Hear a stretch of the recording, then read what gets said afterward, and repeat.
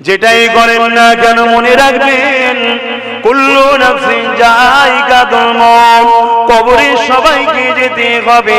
আর দৈনিক কবর তোমাকে আমাকে ডেকে ডেকে বলতে থাকে। কি বলতে লাগে? নবী আমার জানিয়ে দিলে কবর প্রতিদিন বলতে লাগে, এ দুনিয়া নর নারীরা, এই কবর কিন্তু বড় একা থাকার জায়গা, তৈরি হয়ে আসো। এই কবর কিন্তু মাটির ঘর, তৈরি হয়ে আসো। এই কবর কিন্তু পোকামাকড়ের জায়গা, তৈরি হয়ে আসো। এই কবরে কিন্তু তোমার সাথে কেউ থাকবে না। এই যুবকেরা, তাই দুনিয়া জিন্দেগিতে কারবার ব্যবসা বাণিজ্য করতে হবে, সবটাই নবীর সুন্নাত অনুযায়ী করতে হবে। কারণ আল্লাহ পাক কোরআনের মধ্যে জানিয়ে দিয়েছে, মা তাকুমুর রাসূল ফাখুযুহু ওয়া মা নাহাকুম আনহু ফান্তাহু। আমার নবী যা আদেশ করেছে মেনে নাও, আমার নবী যা নিষেধ করেছে ছেড়ে দাও। ব্যবসা করবেন নবীকে ফলো করে, কারবার করবেন নবীকে ফলো করে, সংসার করবেন নবীকে ফলো করে, আত্মীয়তা করবেন নবীকে ফলো করে, বড়দেরকে সম্মান করবেন নবীকে ফলো করে, ছোটদেরকে স্নেহ করবেন নবীকে ভালো ফলো করে, নামাজ পড়বেন নবীকে ফলো করে, রোজা রাখবেন নবীকে ফলো করে, হজ করবেন নবীকে ফলো করে, যাকাত দেবেন নবীকে ফলো করে, কন্যার বিবাহ দেবেন নবীকে ফলো করে, মা বাপকে ভালোবাসবেন নবীকে ফলো করে, এতিমদেরকে ভালোবাসবেন নবীকে ফলো করে, রাজনীতি করবেন নবীকে ফলো করে, দেশকে ভালোবাসেন নবীকে ফলো করে। আপনার সমাজনীতি, অর্থনীতি, রাজনীতি, পরিবার নীতি, রাষ্ট্রনীতি, সব নীতিটাই একমাত্র মডেল হবে নবী, নবী, নবী, নবী। এই কলেমা পড়া বিশ্বাসী ইমানদার ঘরের ছেলেরা, এর বাইরে গিয়ে কখনো আল্লাহ নবী পাওয়া যেতে পারে না। লাইফটা তোমাকে তৈরি করতে হবে, তোমার রাসূল যেভাবে তৈরি করতে বলেছে ওই কাজগুলোকে তোমাকে মেনে নিতে হবে। যে কোনো তোমার নবী মেনে নিতে বলেছে ওই কাজগুলোকে ছেড়ে দিতে হবে, যে কোনো তোমার নবী ছেড়ে দিতে বলেছে এর উল্টো গিয়ে যদি আশা করো নবী আমাদের জন্য রয়েছে, অবশ্যই বোকা হয়ে বসে আছো। কিয়ামতের দিনে কিন্তু বিপদে পড়ে যাবে, কেননা কিয়ামতটা এত কঠিন হবে যে দিনে বাপ ছেলে হবে না, ছেলে বাপের হবে না, মা মেয়ের হবে না, মেয়ের মায়ের হবে না, সবাই নফসি নফসি নফসি করতে লাগবে। ওই দিনে আল্লাহ পাক বলবে, জিবরাইল আমার জাহান্নামকে নিয়ে এসে আরশের বাঁ পাশে বেঁধে দাও। 70,000 জিঞ্জির দিয়ে আল্লাহ জাহান্নামকে বাঁধা হবে। এক একটা জিঞ্জিরে 70,000 করে ফেরেশতা ধরে রাখবে। এই যুবকরা গল্প বলছি না গো, আল্লাহর কোরআন, নবীর সুন্নাত, নবীর বাণী বলছি। কেননা নবী আমার জানিয়েছে, নবীকে আল্লাহ পাক জানিয়েছে, ওই সময় 70,000 জিঞ্জির দিয়ে জাহান্নামকে বাঁধা হবে। এক একটা জিঞ্জিরে 70,000 করে ফেরেশতা ধরে রাখবে। জাহান্নামকে ধরে রাখতে পারবে না। জাহান্নাম লম্বা লম্বা জিভ বার করে গুনাহগার উম্মত উম্মতিদের ধরতে যাবে। গুনাহগার কারা? যারা রাসূলের হুকুমের বিখিলাফ চলে তারা, তাদেরকে ধরতে লাগবে। ওই সময়ে আল্লাহ নবী ছাড়া তোমার আমার কেউ সাহারা হবে না। সেই নবীকে ভালো করুন, সেই নবীকে ভালোবাসুন। আর সেই নবীকে ভালোবাসলে আল্লাহ খুশি হয়। কেননা নবী হলেন আল্লাহর শ্রেষ্ঠ সৃষ্টি। জোরে বলুন সুবহানাল্লাহ। তাই রাসূলকে যে যত ভালোবাসে আল্লাহ তাকে ভালোবাসে। ভাইরা, নওজোয়ান তরুণেরা, জানি না আমাদের কি আল্লাহকে খুশি করার জন্য আমরা কতটা জিন্দেগিকে উৎসর্গ করতে পারবো। তবে মনে রাখবেন, এই জিন্দেগিতে যে যত বেশি আল্লাহ পাকের দাসত্ব করবে, আল্লাহ পাকের কাছে তার তত মাকাম বেশি। আমি হুজুরের ঘরের ছেলে, নবী বংশের ছেলে, অবশ্যই বংশ হওয়ার জন্য একটা ইজ্জত আছে। কিন্তু আমার থেকেও যদি এটা আম ঘরের ছেলে আল্লাহকে বেশি ভালোবাসে, আমার থেকে আল্লাহর কাছে তার ইজ্জত বেশি। এটা শরিয়ত ভাই, এটা শরিয়ত। কিন্তু হ্যাঁ, আবার আমরা যদি একটা আম ঘরের ছেলে যে ইবাদত করছে আমিও সেম করছি, কিন্তু তার থেকেও আমার ইজ্জতটা আল্লাহ বেশি করেছেন, একটু বেশি দেবেন কেন? আমার একটা বংশ মর্যাদার গৌরব আছে রাসূলের সঙ্গে সম্পর্ক থাকার জন্য। কথা বুঝে আসছে? এটা সিস্টেম। অতএব আমি কে ওটা না দেখে লাভ নেই, আমি কাকে খুশি করতে বসেছি ওটা দেখুন। আমি এখানে বসলে দুটো লোক বলবে, হ্যাঁ গা তুই ইমাম সাহেব ওখানে বসেছিলে কেন গা? আরে আমি ইমাম তো কি হয়েছে, আমি তো বসেছি আমার মালিককে খুশি করার জন্য। জোরে বলুন সুবহানাল্লাহ। হ্যাঁ বাবেরা নওজওয়ান তরুণেরা, এ নবী পাকের প্রেমিকেরা, আমাদের অস্তিত্ব কোনো কিছু ছিল না গো, সামান্য নাপাক পানি আল্লাহ পাক যেটা বাপের শরীর থেকে মায়ের মেয়ে দিয়েছে, 120 দিন পরে মায়ের পেটের মধ্যে আমরা লড়ে উঠেছি, অর্থাৎ আল্লাহ আমাদের শরীরে জানটা দিয়ে দিয়েছে, অর্থাৎ 120 দিন ধরে আমাদের শরীর মায়ের পেটের মধ্যে আমাদের হাড় হাড্ডি রগ রিশা গোস্ত চামড়া সবকিছু তৈরি করা হয়ে গেছে। মানুষটা যখন তৈরি হয়ে গেছে, জানটা কিন্তু নাই। আমার আল্লাহ ওই যে রূহ তৈরি করেছিলেন, ওই রূহকে তখন তোমার আমার শরীরে ফুঁকে দেয়, ওই জানটা যখন আসে তখন তুমি আমি মায়ের পেটে লড়ে উঠি, তখন দুনিয়ার মায়েরা বড় আনন্দ খুশি হয়। সেই আল্লাহকে ভালোবাসে, তিনাকে ধরে, তিনাকে খুশি করার জন্য আজ আমরা এখানে জমায়েত হয়েছি। এখানে কে বড় লোক, কে গরিব, কে নেতা, কে মন্ত্রী, কে এমএলএ, কে প্রধান, কে ভিআইপি, ওসব কিচ্ছু না, আমরা সবাই আল্লাহর দাস দাসী, ঠিক না বেটি? তার খুশির জন্য তরুণেরা, কখনো কি নিজেকে দেখে চিন্তা করেছেন আল্লাহ পাক আমাকে আপনাকে কতটা ভালোবাসে? যদি আল্লাহ আমাকে আপনাকে চোখ না দিত, তাহলে দুনিয়া দেখতে পেতাম না, মা বাপকে দেখতে পেতাম না, স্ত্রী সন্তান বাচ্চাদেরকে দেখতে পেতাম না, স্বামী আত্মীয় স্বজনকে দেখতে পেতাম না, এই জমিনটা কেমন, আসমানটা কেমন, খাদ্যগুলো কেমন দেখতে পেতাম না। আল্লাহ পাক দয়া করে মেহেরবানি করে আমাকে আপনাকে দুটো চোখ দিয়েছে, বান্দা দুনিয়া জমিনে যা ভালো মন্দটা বুঝবি, এই চোখ দিয়ে বান্দারে মা বাপকে দেখবি। যদি কেউ মায়ার নজরে বাপ মাকে দেখি, আমি আল্লাহ জানিয়ে দিলাম তোকে আমি একটা মকবুল কবুলিয়াতের হজের সবটা দান করব। 3.5 লক্ষ টাকা হজ করতে যাচ্ছে না, গ্যারান্টি নেই কবুল হয়েছে কি? কেউ বলতে পারবে? কিন্তু ঘরে মা বাপের মুখের দিকে দয়ার নজরে, করুণার নজরে, স্নেহ ভালোবাসার নজরে, ময়ার নজরে তাকালে 100% কবুল একটা হজের সওয়াব পাওয়া যায়। জোরে বলুন সুবহানাল্লাহ। কিন্তু ওই 3 লাখের থেকে 30,000 মা বাপকে দিতে পারি না, ওখানে 3 লাখ খরচ করি, কেন স্টাম্প দরকার, হাজি সাহেব কি? এখানে মাকে দিলে তার হাজি সাহেব হওয়া যাবে না। দুনিয়া দুনিয়া দুনিয়া, আরে দুনিয়ার জন্য নাম কমিয়ে কি লাভ? তুমি যদি মাকে দিতে, আমি বলছি না যে হজ বন্ধ করে দাও, আমি ওটা বলছি নাউজুবিল্লাহ, কিন্তু তোমার মাকে আগে দেখতে হবে। মাকে যদি তুমি দিতে, দুনিয়ার কেউ হয়তো তোমায় হাজি সাহেব বলতো না, কিন্তু আমার আল্লাহ তোমার কপালে লিখে দিত যে এই বান্দাটার উপরে আমি রাজি হয়ে গেছি। জোরে বলুন সুবহানাল্লাহ। একটা হাজি সার্টিফিকেটটা বড় না আল্লাহ রাজি হয়ে গেছে এটা বড়? আমি বলছি না যে হজ করবেন না, নাউজুবিল্লাহ, ভুল বুঝবেন না।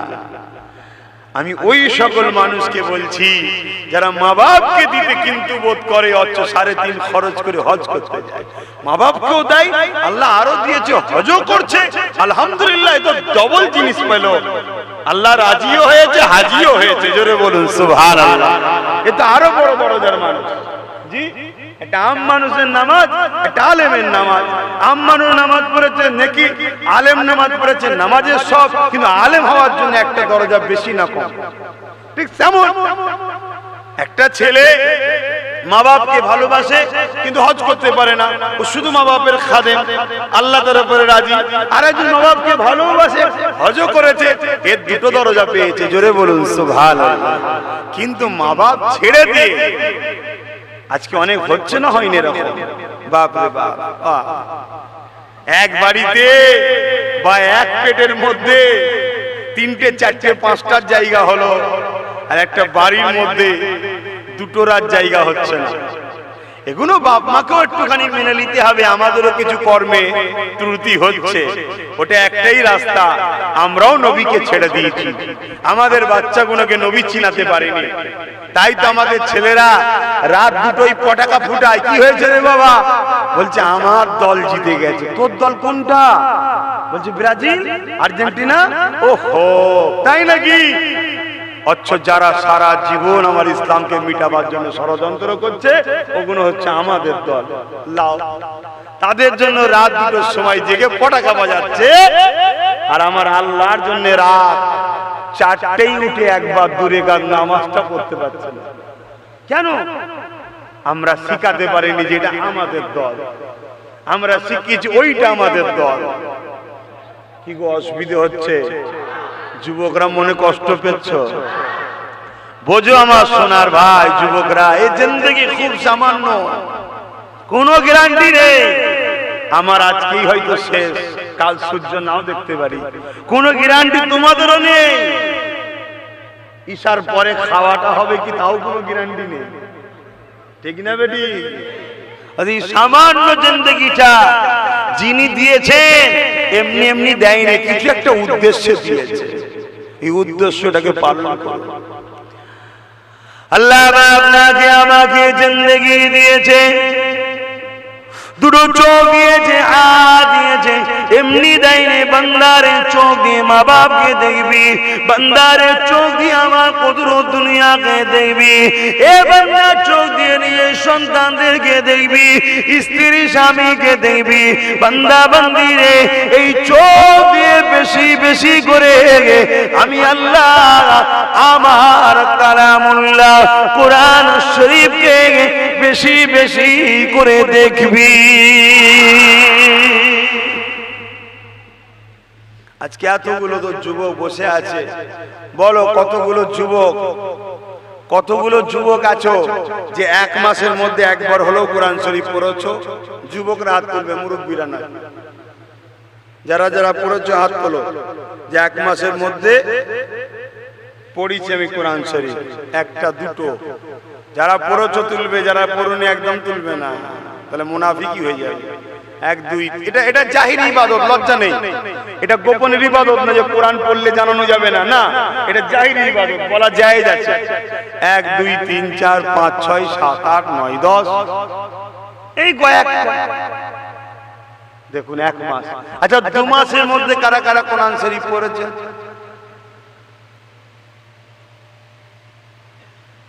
3 মাসের মধ্যে কারা কারা পড়েছেন?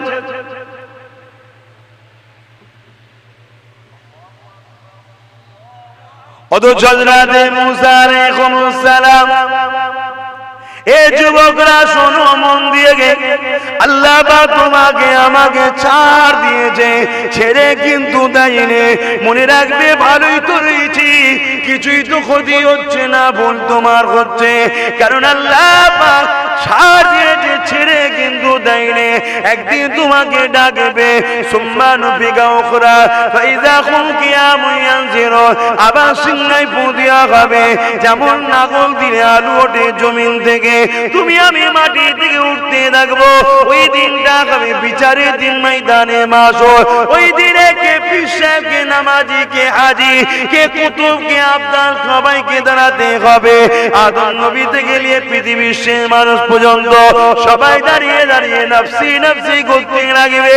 এ যুবকেরা, ওই দিনে কিন্তু আল্লাহ পাক তোমাকে জিজ্ঞাসা করবে, বান্দা রে, আমি আল্লাহ তোকে জবান দিয়েছি, দিয়েছিলা, এই জবানে কেন আমার কোরআনটা তেলাওয়াত করলি না? এই জবানে গান গাইলি, এই জবানে গালি দিলি, এই জবানে মানুষকে মিথ্যা সাক্ষী দিলি, এই জবানে মানুষকে ছোট বড় কথা বললি, এই জবানে নোংরা কথা বললি। এ বান্দা রে, আমি আল্লাহ তুমি যদি জবানে কথা না দিতা তাহলে কে ছিল তোর জবানে কথা দিতে পারে? অথচ এই জবানে আমার কোরআনটা কেন পড়লি না? এ বান্দা বান্দির জবাবটা আমাকে দে, উত্তর আমরা দিতে পারবো না। তাই বলে দিয়ে যায় হযরত মুসা আলাইহিস সালাম আল্লাহ পাককে বলেছিলেন, ও রব্বি আল্লাহ পাক, আমি আপনার সঙ্গে কথা বলি, এই জমিনের উপরে আর কেউ কি আপনার সঙ্গে কথা বলবে? আল্লাহ পাক বলেছিল, মুসা রে, আমার কিছু স্পেশাল বান্দা বান্দি আছে, তারা আমার সঙ্গে কথা বলবে। মুসা তুমি কথা বলো, এর জন্য জায়গা ফিক্সড আছে, কিন্তু তারা যখন কথা বলবে জায়গা কোনো ফিক্সড না। মুসা তুমি আমার সঙ্গে কথা বলো, তোমার জন্য সময় ফিক্সড আছে, তাদের জন্য সময় ফিক্সড না। এ মুসা রে, তুমি আমার সঙ্গে কথা বলো, এর জন্য জুতা খুলে তোর পারে আসতে হয়। তারা যখন কথা বলবে নিয়ম ডিসিপ্লিন কিছুই না। বান্দা মুসা রে, তুমি আমার সঙ্গে কথা বলো, এই কথার একটা লাইন টাইম রয়েছে, বেশিক্ষণ বলতে পারবে না। আর তারা যতক্ষণ খুশি চাইবে আমি আল্লাহ আমার সঙ্গে কথা বলবে। এ যুবকেরা, আল্লাহ কত ভালোবাসে তোমাকে আমাকে, শোনো। এ আমার বোনেরা, আল্লাহ কত ভালোবাসে তোমাকে আমাকে, শোনো। তোমাকে আল্লাহ সুন্দরী করেছে বেপর্দা হয়ে রাস্তায় ঘোরার জন্য নয়, আল্লাহ তোমাকে সুন্দরী করেছে তোমারও পরীক্ষা নিতে লেগেছে। বান্দি রে, তোকে রূপ দিলাম আমি, কিন্তু গুণটা তুই নিজে থেকে তৈরি করে নে। তুই যদি খাতুনে জান্নাতকে ফলো করি তাহলে খাতুনে জান্নাতের সঙ্গে জান্নাতটা পেয়ে যাবি।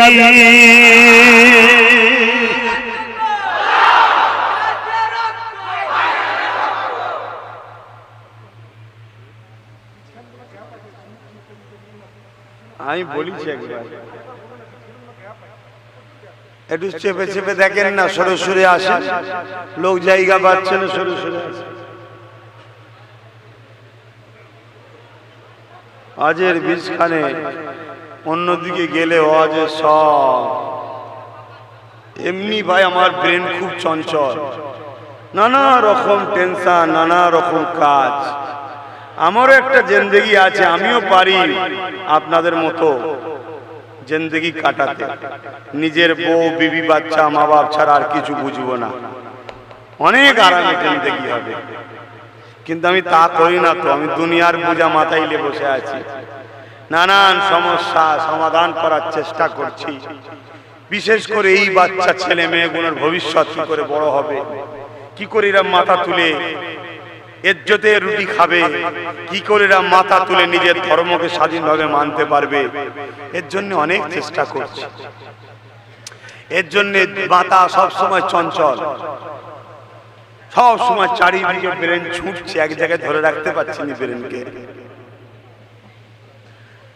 দরুদ শরীফ আল্লাহুম্মা সাল্লি আলা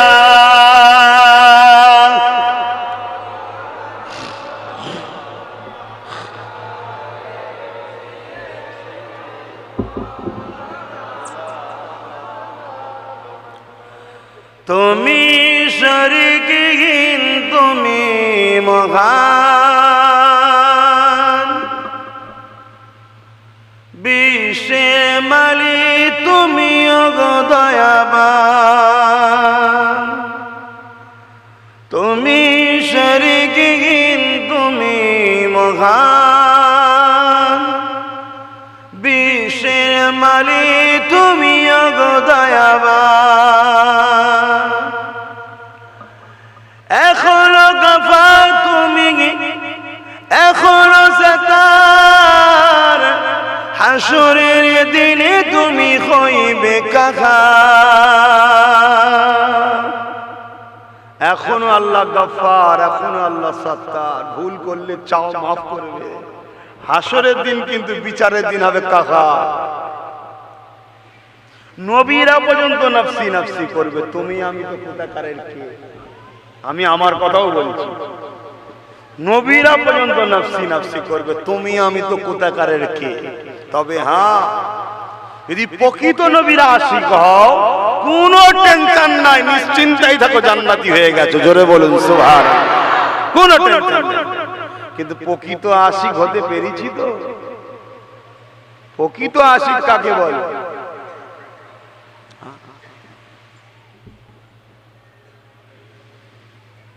প্রকৃত আশিক কাকে বলে? একটা মানুষকে দড়ি দিয়ে বাঁধা আছে, হাত পা বাঁধা, শিকল দড়ি দিয়ে বেঁধে রেখে বলতে লেগেছে, তোমার সাথীদের গগে যেভাবে শুলি দিয়ে চড়িয়ে চড়িয়ে মারা হলো, তোমাকে খুনি মেরে দেওয়া হবে। এই যুবকেরা শুলিতে আগে চড়িয়ে দেওয়া হতো, একটা ধারালো মুকুটটা চুষ থাকবে, রড থাকে বড়, পায়খানা রাস্তায় বসিয়ে দেওয়া হয়, ওটা আস্তে আস্তে গিয়ে মাথা দিয়ে বেরিয়ে যায়। এইভাবে তাকে শাস্তি দেওয়া হয়, একে বলা হয় শুলিতে চড়ানো। এইভাবে তোকে সামনে তার ভাইগুলোকে শুলিতে চড়িয়ে চড়িয়ে মেরে দেওয়া হলো। এবারে তাকে মারতে নিয়ে যাচ্ছে, হাতে দড়িগুলোকে টেনে টেনে। আর ঠিক এমন সময় তাই বলতে লেগেছে, তুমি কি চাও না ঘরে গিয়ে স্ত্রীকে নিয়ে থাকবে? তুমি কি চাও না ঘরে গিয়ে বাচ্চাদেরকে নিয়ে থাকবে?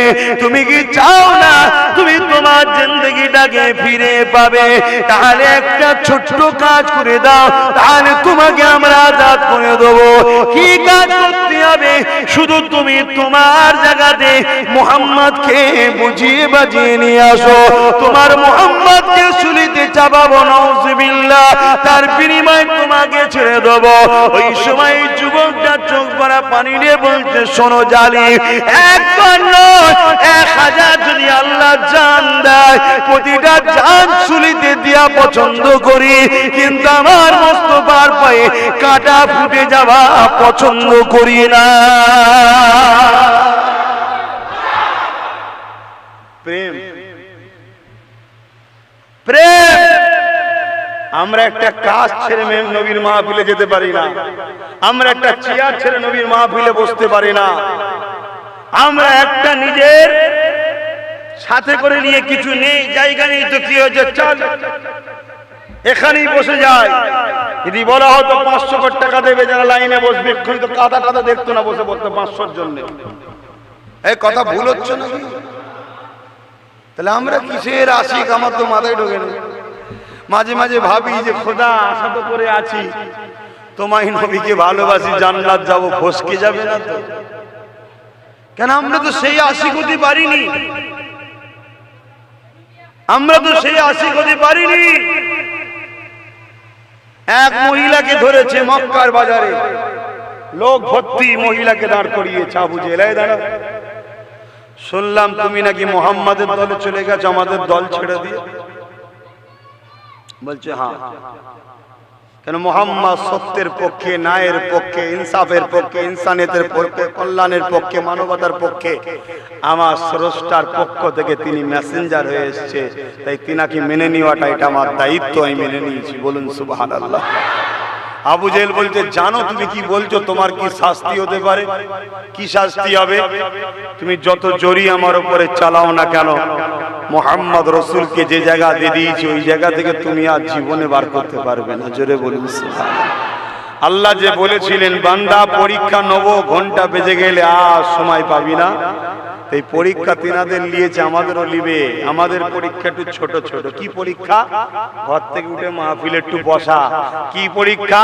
আসসালাতু খায়রুম মিনান নাওম বলেছে, একটু ঘুম থেকে উঠে মসজিদটায় যাওয়া, একটু নামাজটা পড়া। কি পরীক্ষা? সংসারে একবেলা হয়, আর একবেলা হয় না, হয়তো দুবেলায় হয়, ডাল ভাত হয়, গোশ মাছ জোটে নে, কিন্তু হারামটা লোবো না, আমার ডাল ভাতই ঠিক আছে। সামান্য সামান্য পরীক্ষা রে বাবা। আর আগেকার সময় পরীক্ষা নিয়েছে, মায়ের সামনে জেন্ত জেন্ত ছেলেগুলোকে কড়াই ফেলে দিয়েছে, তথাপিও তারা সব ত্যাগ করেছে, আল্লাহ আল্লাহ রাসূলকে ছাড়ে না। দরুদ শরীফ, আল্লাহুম্মা সাল্লি আলা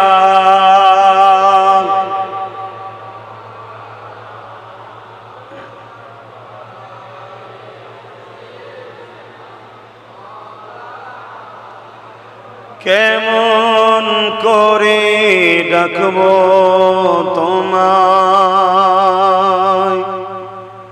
ডাকতে জানি না হি আল্লাহ, কেমন করে ডাকবো তোমায়। আদম কান্দে গন্ধ মুখে, খলিল কান্দে আগুনেতে, আদম কান্দে গন্ধ মুখে, খলিল কান্দে আগুনেতে,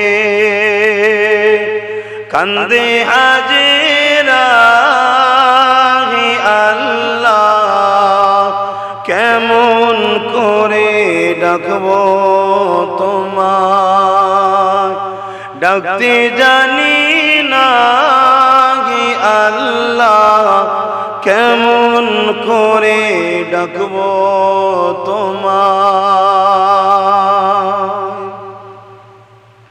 হাবিব কান্দে উম্মত বলে, হুসাইন কান্দে কারবালাতে,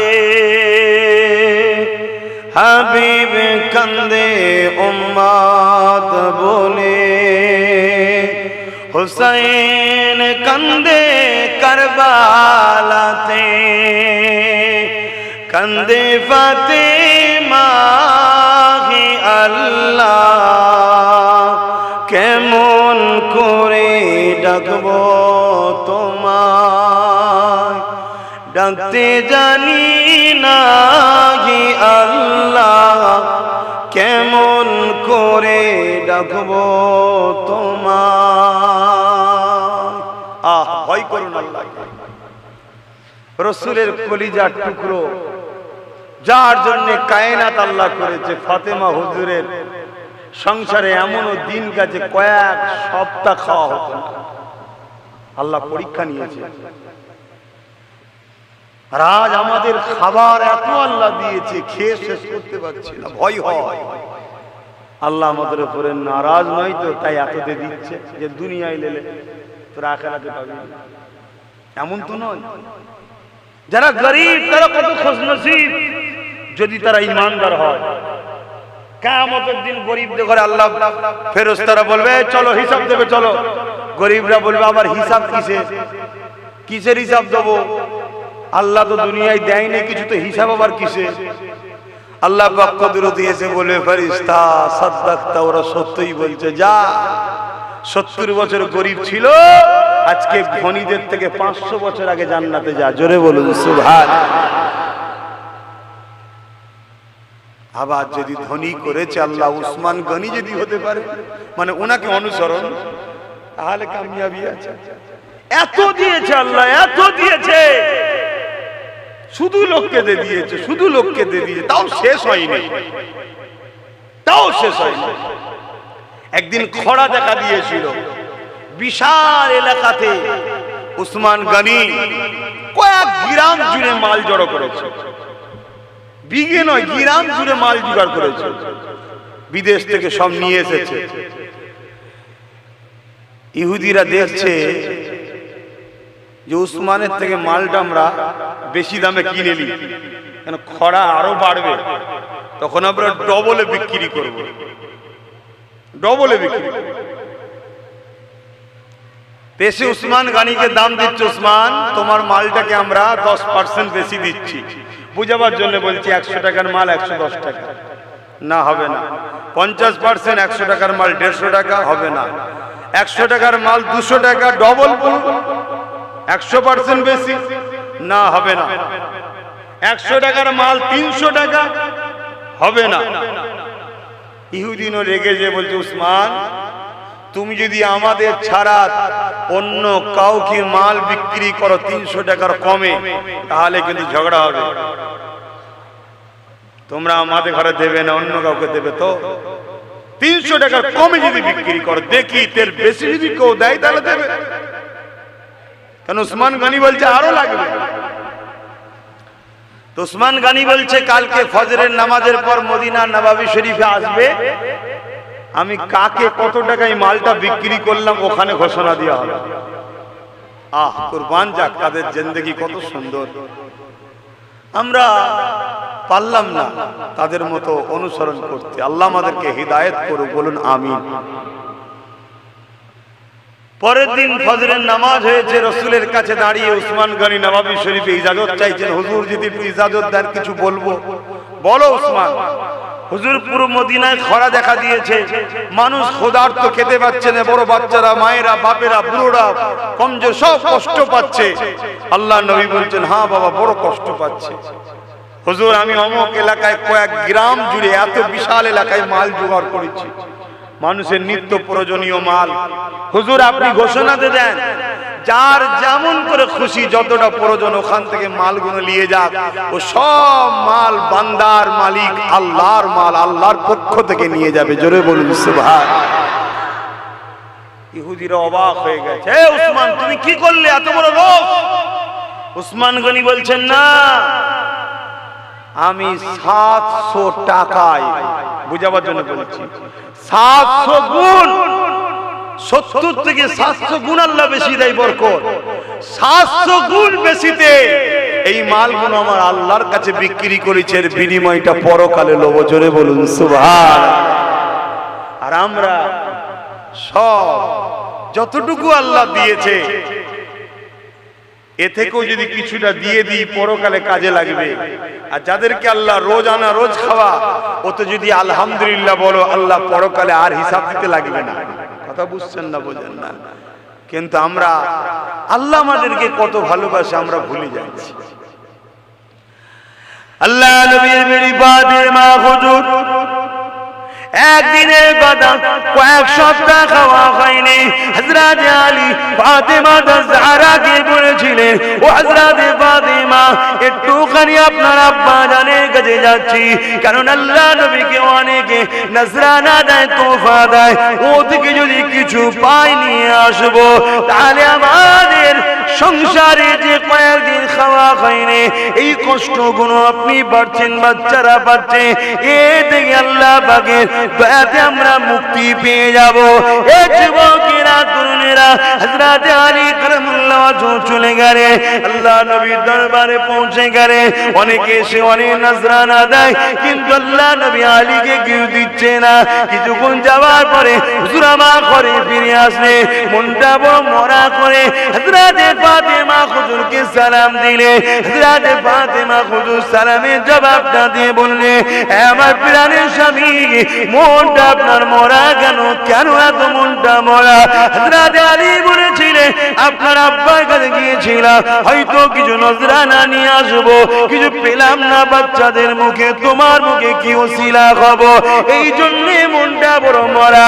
হযরত ফাতেমা কি বলেছিলেন, আমার প্রাণের স্বামী, আপনি কি জানেন না আল্লাহ পাক সবরকারীদেরও সাথে আছে, আল্লাহ পাক শুকরগুজারকারীদেরও সাথে আছে। আল্লাহ খাওয়ালে আলহামদুলিল্লাহ বলবো, শুকর আদায় করব, আল্লাহ পাক শুকরগুজারের সাথেও রয়েছে। আল্লাহ না খাওয়ালে সবর করব, সবরকারীর সাথেও আমার আল্লাহ পাক রয়েছে। আমার আল্লাহ যদি ফাতেমাকে শুকিয়ে রেখে খুশি হয়, আমরা কেন সেই আল্লাহর জন্য শুকিয়ে থেকে খুশি হব না?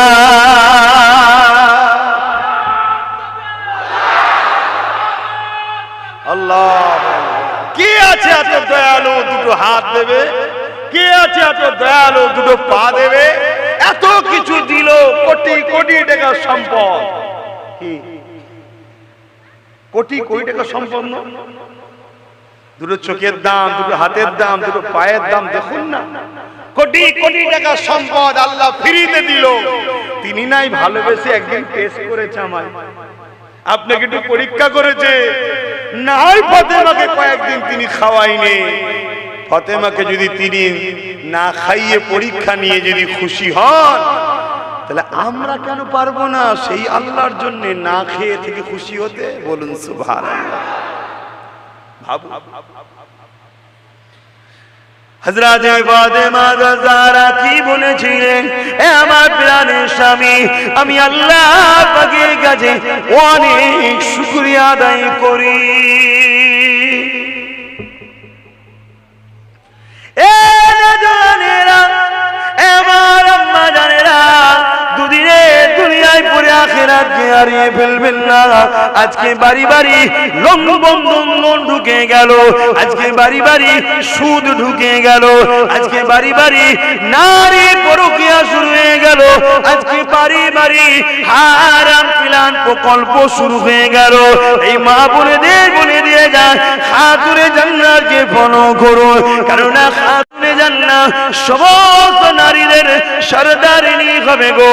কিয়ামতের দিনে সবাই যখন নাফসি নাফসি নাফসি নাফসি করবে, আমার কি হবে, আমার কি হবে, ওই সময়তে আল্লাহ পাকের এক ফেরেশতা ঘোষণা দেবে, এ ময়দানে মাশরে মানুষেরা সবাই মাথাকে হাত করে নাও, মাথাটাকে নত করে নাও, জমিনের দিকে মাথাটা নিচু করে নাও, চোখগুলোকে তুলে রেখো না, মাথাটাকে হাত করে দাও, সম্মানের জন্য কাঁধ দিয়ে দাঁড়িয়ে যাও।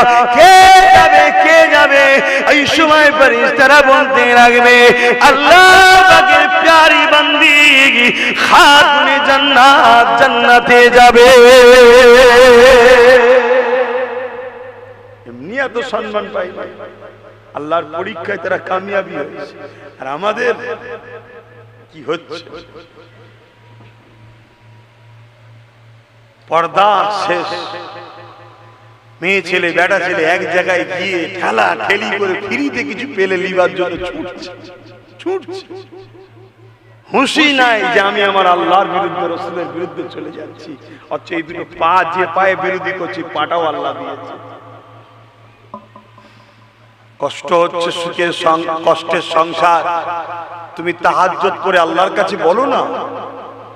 আমার আল্লাহ তো দৈনিক তোমাকে তাহাজ্জুদে ওয়াক্তে ডাকে, কে আছো, কার কি লাগবে বলো। কবুলের সময় এখন, তুমি তখন ঘরে যে হাফ প্যান্ট পরে ঘুমোচ্ছ সারা রাত টিভি দেখে, তা তোমার তো ভাই কপাল ফাটবে। যদি কেউ মনে করেন না, তারাই তো আজকাল বড় লোক দেখছি, যারা এই মডার্নের সঙ্গে তাল মিলিয়ে যাচ্ছে। বন্ধু, তুমি কাকে বড় লোক মনে করো আমি জানি না। সুখটা বড় লোক না, অর্থ থাকাটা বড় লোক আমি বুঝি না। আমি তো বুঝি সুখটা সবকিছু। ছিঁড়া কাঁথায় যদি সুখ থাকে, ছিঁড়া কাঁথা আমার ভালো, গদিতে যদি ছাড় পোকা থাকে, ও গদি আমার দরকার নেই, সারা রাত ঘুমোতে দেবে না। কি বলেন? হ্যাঁ, একটা ছোট্ট কথা বলছি শুনুন। দু বন্ধু ছিল ছোট্টবেলা থেকে পড়াশোনার লাইফে, দু বন্ধু, দুজনেই কিন্তু বড় আল্লাহকে ভালোবাসতেন। দু বন্ধু ছিল, একজন বন্ধু আল্লাহ পাকের হুকুমে রাজা হয়ে গেছে, নেতা হয়ে গেছে, বিশাল এলাকার শাহিনশাহ রাজা হয়ে গেছে। আর এক বন্ধু, সে আল্লাহ পাকের ইবাদতে এক জায়গায় ধ্যানে মশগুলে আছে। তো যে রাজা হয়েছে তাকে আল্লাহ অনেক দিয়েছে, আর যে ইবাদত, তার তো ঘরও নেই, দোরও নেই, গাছের পাতাতে কোনো রকম থাকে। তাই ধনী বন্ধু, রাজা বন্ধু, ও প্রতিদিন রাজ দরবার থেকে গরিব বন্ধুকে খাবার পাঠায়, একজন চাকরের মাধ্যম দিয়ে, কর্মচারীর মাধ্যম দিয়ে।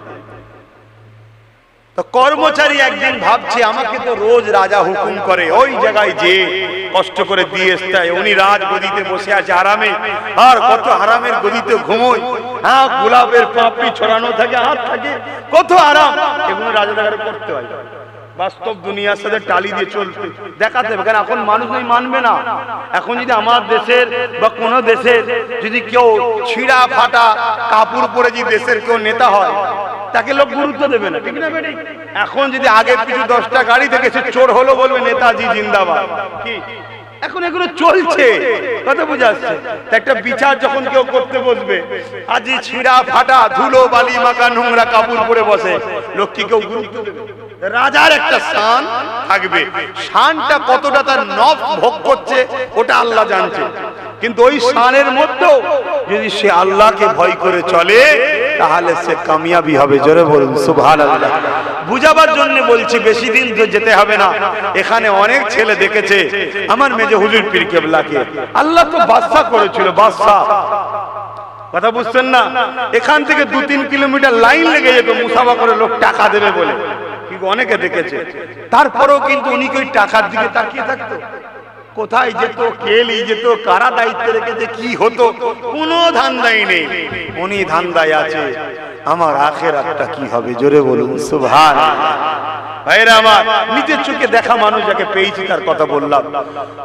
তুই একদিন আল্লাহর ওলি রাজাটা যে তিনিও তো আল্লাহর ওলি, ওই রোজ চাকরটা ভাবে উনি আরামে বসে থেকে আরামে শুয়ে থাকে, আমার কষ্ট কি বুঝবে। একদিন রাজা বলেছে তুই আজকে ভালো করে সেজে বুঝে ফ্রেশ হয়ে আয়, আমার গদিতে তুই আজকে শুবি। আয়।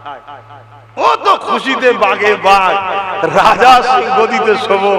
যে দেখছে বিরাট আতর খুশবু, গোলাপ, গোলাপের পাপড় ছড়ানো যায়, বিশাল ফুলের টুল সাজানো, বিরাট ব্যাপার। যে খুব খুশিতে শুয়ে আছে। রাজা মশাই এমন সময় আসছে, উঠতে গেছে, উঠবে না, শো, আমি তোমায় হুকুম দিচ্ছি, কোনো ভয় নেই, তুমি শো। তবে একটা কথা আমি তোমায় বলবো, ওই কথাটা শোনার পরে যদি লড়েছ তাহলে জাল্লাদকে দিয়ে তোমাকে কতল করা হবে। কথাটা শোনার পরে সারা রাত এখানে শুয়ে থাকতে হবে। কি কথা? একবার উপর দিকে তাকাও, উপর দিকে তাকিয়ে দেখতে ঠিক ওর বুকে সোজা দুদিকে ধারাওয়ালা তরোয়াল সরু সুতোতে ঝুলছে। রাজা বলে দিয়ে চলে গেল।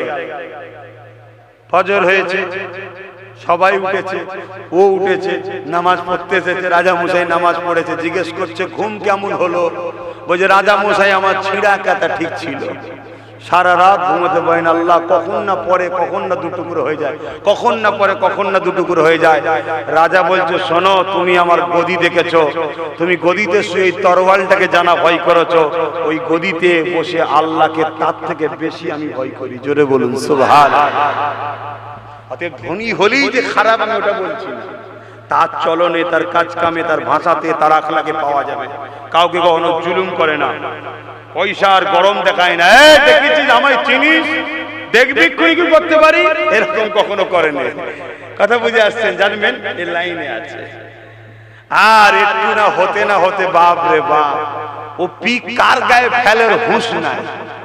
কি আছে না? না, রাস্তার ধারে কোনো গরিব গেলে এমন চাকা মারলো গাড়ি, ছিটকে তার একদম গা আমায় ভর্তি করে, আবার কিছু বললে নেবে মারবে, বলারও লাইন নেই। কি গো, কাঁচা পয়সার হয়ে গেলে হয় না, হয় না, ওই তাহলে শেষ হয়ে যেতে। হাসেন আল্লাহ আমাদের হিসাব নেবে। দুনিয়ায় আল্লাহ আমাদেরকে চার দিয়েছে, ছেড়ে কিন্তু দেয়নি। হযরত খাতুনে জান্নাত একদিন আবার দিনা সংসারে দে কয়েকদিন খাওয়া হয়নি। হযরত আলী নবী দরবারে বসেছিল, নবী দরবার থেকে এসে খাতুনে জান্নাতকে জানিয়েছে, ও হযরত খাতুনে জান্নাত, আপনার আব্বাকে একজন সাহাবী একটা খাসি বকরি নজরানা দিয়েছে, কয়েকদিন তো আমাদের সংসারে কিছু খাওয়া হয়নি, আপনি যদি গিয়ে ওই বকরিটা নিয়ে আসে তাহলে আমাদের বাচ্চাদের নিয়ে খানাটা দানের সুবিধা হবে। হযরত ফাতেমা তো জাহরা আব্বার কাছে গিয়ে ব্যাপারটা খুলে বলল, আব্বা জান বকরিটা আমাদের করে দিন, আমরা নিয়ে যে খাওয়া দাওয়াটা করব। আল্লাহ নবী বলেছিল, এ হযরত ফাতেমা, বেটি ফাতেমা, তুমি কি বকরি চাও না আমি তোমাকে দুটো দোয়া শিখাবো, যার বিনিময়ে আল্লাহ পাকের কাছে আরো প্রিয় হয়ে যাবে। হযরত ফাতেমা তো ক্ষুধার্ত অবস্থাতে কি উত্তর দিয়েছিলে, আব্বা জান আমি বকরি খাসি চাই না, আমি ওই দোয়া চাইতে চাই যেটা করলে, কাজ করলে আল্লাহ পাকের কাছে আরো প্রিয় হওয়া যাবে।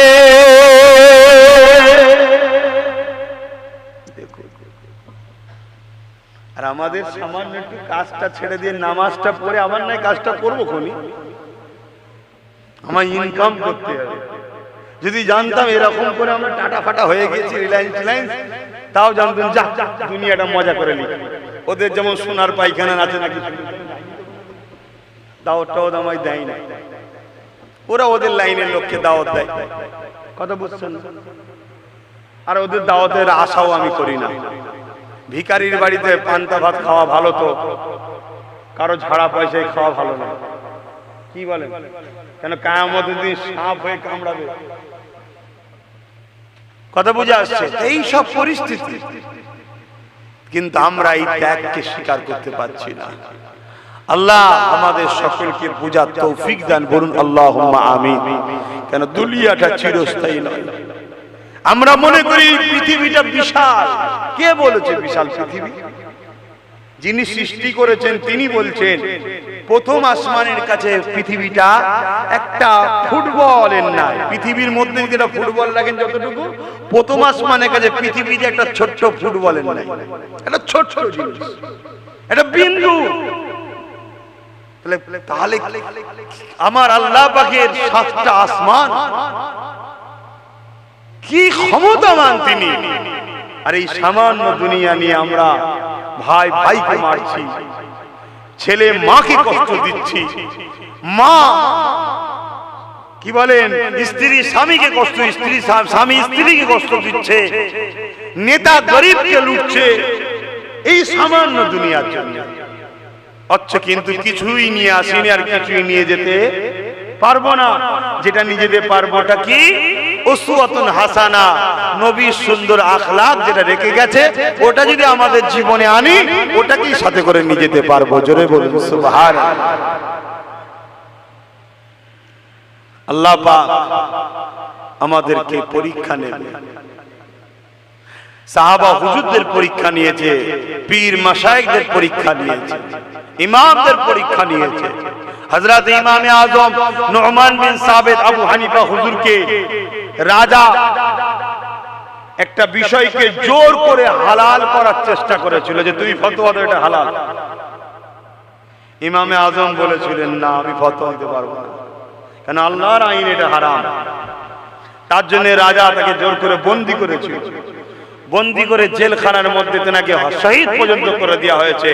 তিনারা সেটাকেও মেনে নিতে রাজি হয়েছে, তথাপি আল্লাহর একটা আইনকে কখনো অমান্য করতে রাজি হয়নি। জোরে বলুন সুবহানাল্লাহ। আর আজকে আমরা কি করছি? যেমন তিনারা আল্লাহকে খুশি করেছেন, আল্লাহ বাবা তিনাদের উপরে তেমন রাজি হয়ে গিয়েছিলেন। যুবকেরা, আজ ইমামে আযম সম্বন্ধে আমরা কতটা জানি না। এই পৃথিবীর জমিনে মানুষ দুনিয়া আমরা বেঁচে আছি, আমাদের চাল চলন কথাবার্তায় দুনিয়ার এক শ্রেণী মানুষেরা আমাদেরকে মারার জন্য ঘুরে ঘুরে বেড়ায়। আর ইমামে আযম দুনিয়া থেকে চলে যাওয়ার পরে উনার জানাজা দেখে 90 লক্ষ বেঈমান ইমানের কলেমা পড়ে মুসলমান হয়েছিল।